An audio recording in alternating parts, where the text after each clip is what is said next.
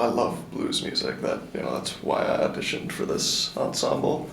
I got into it like kind of through rock music, like classic rock, taken heavily from blues. Blues music is probably the most,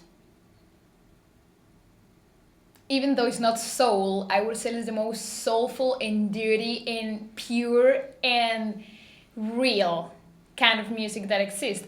So like I said before, I'm not from here, so I didn't grow up listening to this kind of music, so I don't really understand the feeling and the code, because I don't relate to people that are blues musicians, because I didn't grow up here, so I don't know what's the context and the situation. But I grew up listening to flamenco, because my parents are from Spain, so I talk a lot about how the equivalent of flamenco in this country is blues, because it's like a lament, it's crying, it's dirty and it's real, because most of the music now I think it's not very realistic. It doesn't really talk from here, from reality very much, and blues has that work done perfectly and authentically. That's blues. I think that the chord structure, the form, the patterns, the musical ideas are different from jazz and pop and anything else. As a matter of fact, I find it to be a foundation for all music. One of my favorite styles of music, besides blues of course, is gospel. And blues is the foundation of gospel music. The one song that we did, There's Always One More Time, reminded me a lot of the changes that you would hear in gospel music even today. Before this semester, I thought it was boring, but it's actually quite a bit of fun to play. It's not something I listen to very often, but it's more fun, I think, to get a group together and actually play it. Before I came to McNally Smith, I didn't know like anything about the blues, and I was like B.B. King. I really was ignorant, didn't know much, but blues, my thoughts on blues music, I don't know. The first ensemble I was in ever here was Steve Jennings' Funky Blues, and that really kind of, it's like, oh my God, like a whole new world opened it up to me and really showed me I love to sing the blues. I'm pretty good at it, and I consider myself a blues singer now. Even a skinny little white guy from Minnesota, I relate to the blues a lot. And from doing that, being in this ensemble, I took history of blues with Kevin Schwant. I love it. Honestly, it's really fun. It's kind of where all music started. Modern pop music all derives from that. All starts there. Plus, it's fun as shit to play. Well, the first two CDs that I ever bought was Eric Clapton and Jimi Hendrix album. So pretty much off the bat, it was blues music. And then I got really into Stevie Ray Vaughan. And then from that, I kind of dove into rock and the Stones. But then all their stuff originally was very blues heavy. So then I went and found all that and, trailed it all the way back to, Robert Johnson and stuff. So I've always liked the blues because it kind of has some deep roots in the basic grooves that you hear in all music. So, and I'm all about them grooves. I like music that grooves for sure. I learned that not all blueses are shuffles, because we didn't play one shuffle. And my time, as far as like a slow 12/8 thing, got a lot better. And it was nice to be able to apply the New Orleans second line thing. And it was a surprising challenge. Well, it was cool because this time around you did the New Orleans thing, a lot of New Orleans artists, and I'd never really been in a band that did mostly New Orleans. Learned a lot about improvisation, about working with a band and a small ensemble, about comping. about staying out of the bass player's way. I learned a lot about different voicings, rootless chords, that kind of thing, rootless voicings, and I learned a lot about having confidence. I learned that teamwork was a great thing, especially if you put all your minds to the same place. I learned that the singing part, which is my instrument, is even more relative and ambiguous than what I thought. Like, for sure, we all know that singing it's really, there's no really right answer. There's technique and there's stuff, but for blues, since it's all about the meaning and all about what you have, what are the tools that you have, it's right just to show exactly what you have. You don't need to pretend anything.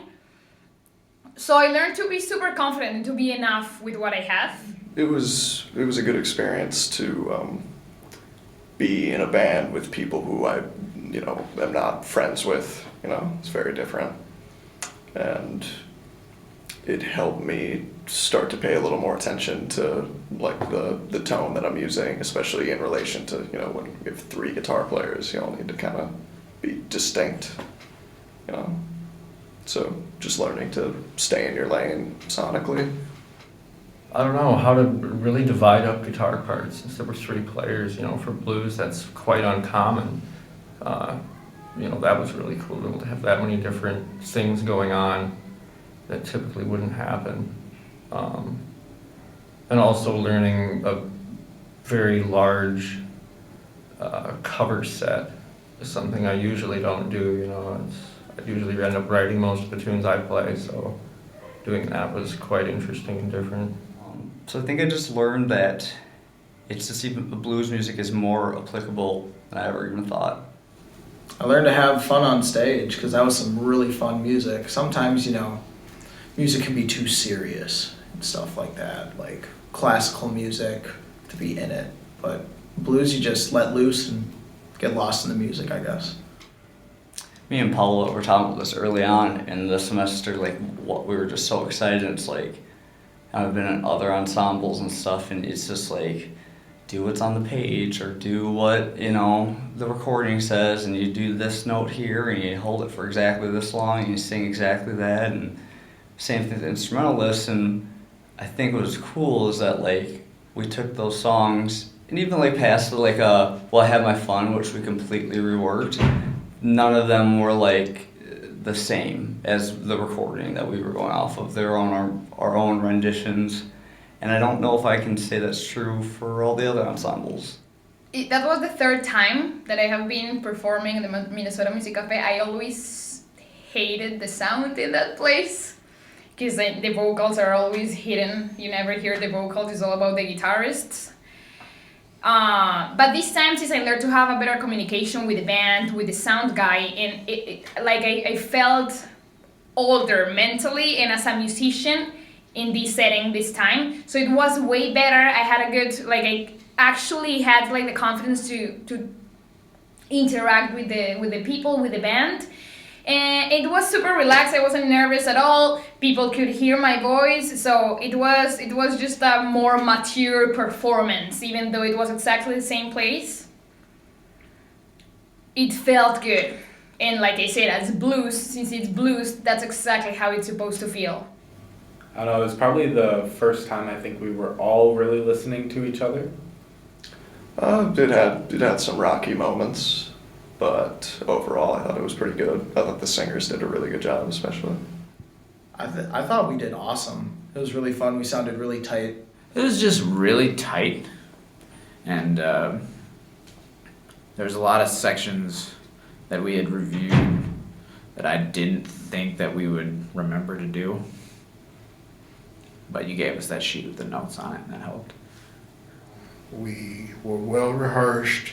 The intonation was good. We sounded good together, and it was a really good fit musically. Doing it in the studio and just being able to hear back, not just my vocals or what I was doing, but the instrumentalists and whatnot in real time and in good quality, not like I just had my phone push record or whatever. It was really awesome because I've never heard myself participate in blues music like that. I've always only had like live experiences with it. It was fun. I like working with Elijah, and I've never recorded with any of those guys before, so.